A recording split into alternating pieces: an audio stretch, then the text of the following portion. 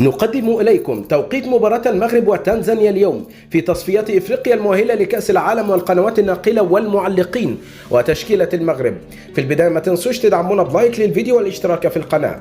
يستهل منتخب المغرب مشواره في تصفيات كأس العالم 2026 بمواجهة صعبة على الملعب الوطني ماكابا عندما يواجه منتخب تنزانيا في ثاني جولات دور المجموعات.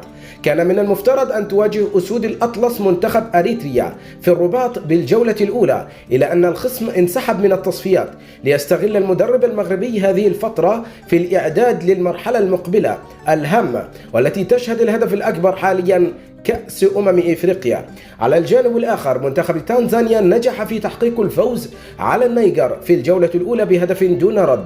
وإليكم تشكيل منتخب المغرب للمباراة كما هو موضح أمامكم بالفيديو.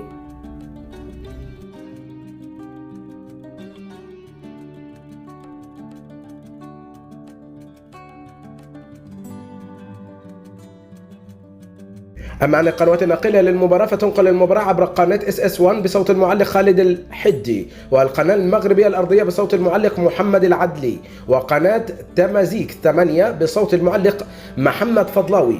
وتنطلق المباراة في 8 بتوقيت تونس والجزائر والمغرب، 9 بتوقيت مصر وليبيا والسودان، 10 بتوقيت السعودية والكويت والعراق وقطر والبحرين واليمن ولبنان وفلسطين والأردن والصومال وسوريا، 11 مساء بتوقيت الإمارات وسلطنة عمان. نحن في انتظار توقعاتكم عن نتيجة المباراة في التعليقات، ولا تنسوا لايك للفيديو.